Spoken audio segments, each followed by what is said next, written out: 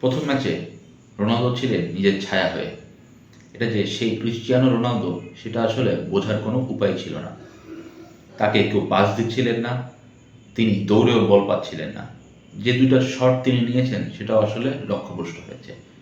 তো যে রোনালদো আসলে ২০ বছর ধরে ফুটবলের অন্যতম আইকনিক ফুটবলার, তিনি আসলে ফ্লপ ছিলেন। রোনালদোকে নিয়ে ছিল অনেক সমালোচনা, অনেক আলোচনা। তাকে কি আসলে দলে রাখা উচিত হবে?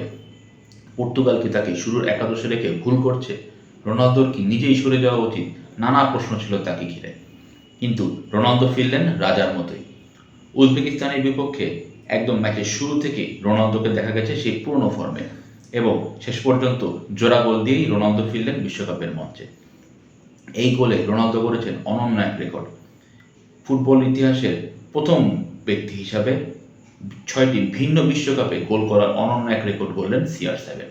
সেই ২০০৬ সাল থেকে শুরু, ৬, ১০, ১৪, ১৮, ২২ এবং ২০২৬ ৬ বিশ্বকাপেই রোনালদো পেলেন গোল।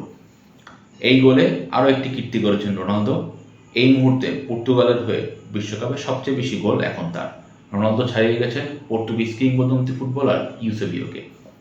রোনালদো হ্যাটট্রিকও পেতে পারতেন, অল্পের জন্য গোল মিস হয়েছে, এবং তিনি একটি ফ্রি কিক নিতে চেয়েছিলেন, শেষ মুহূর্তে তিনি ফ্রি কিকটি ছেড়ে দিয়েছেন এবং মেন্দেস সেখান থেকে গোল করেছে। তো উজবেকিস্তানকে পর্তুগাল হারিয়েছে ৫-০ গোলে। দলের জয়টা তো জরুরি ছিলই। প্রথম ম্যাচে ড্রয়ের পর যে পর্তুগাল গ্রুপ চ্যাম্পিয়ন হিসেবে পরবর্তী রাউন্ডে যেতে পারবে কি পারবে না, সব শঙ্কাও কেটে গেছে। পর্তুগাল এখন জয়ের পথে। কিন্তু পর্তুগালের জন্য সবচেয়ে বড় পাওনা রোনালদোর ফর্ম। রোনালদো আসলে ২০২২ বিশ্বকাপ শেষেই বলেছিলেন এটা তার শেষ বিশ্বকাপ হতে যাচ্ছে, তিনি হয়তো আর বিশ্বকাপ খেলবেন না। কিন্তু ৪ বছরে তিনি নিজের ফিটনেসকে ধরে রেখেছেন অনন্য এক লেভেলে, এবং এই ফিটনেসকে রেখেই তিনি এবারের বিশ্বকাপ খেলতে এসেছিলেন।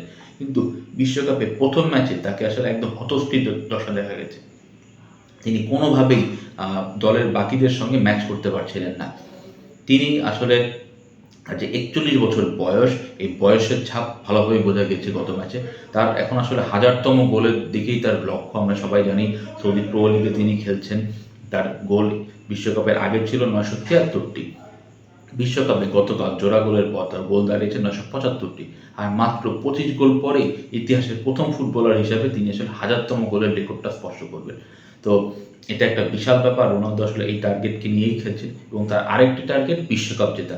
আমরা সবাই জানি পর্তুগালের হয়ে তিনি ইউরো জিতিয়েছিলেন, এবং এটাই তার ক্যারিয়ারের সবচেয়ে বড় ট্রফি আন্তর্জাতিক অঙ্গনে। কিন্তু বিশ্বকাপটা তার কখনো ছুঁয়ে দেখা হয়নি। তো রোনালদো এবার শেষ বিশ্বকাপে বিশ্বকাপ ট্রফি জয়ের জন্য এসেছেন। প্রথম ম্যাচে তাকে দেখে যে সমর্থকরা হতাশ হয়েছিলেন, সেই হতাশা আসলে দূর হয়েছে সেকেন্ড ম্যাচে। তো রোনালদো গোল করলেন, ম্যাচ সেরা হলেন, এবং ম্যাচের পর তিনি আসলে জানান দিলেন যে না, তিনি আসলে আগের মতোই ফিরতে চান এবং পর্তুগালকে এবার ভালো কিছু করে দেখাতে চান। তো সব কিছু মিলে রোনালদোর যে ফর্ম এবং পর্তুগালের বাকিদের যে ফর্ম, মানে সিলভা বলেন, ফার্নান্দেজ বলেন, মেন্দেস, সবার আসলে কম্বিনেশনটা কালকে দুর্দান্ত ছিল। হোক সেটা উজবেকিস্তানের মতো টিম, উজবেকরা আসলে ছোট, কিন্তু উজবেকিস্তানরা আসলে ভালো করবে। তো শেষ পর্যন্ত দেখা যাক পর্তুগাল কেমন করে।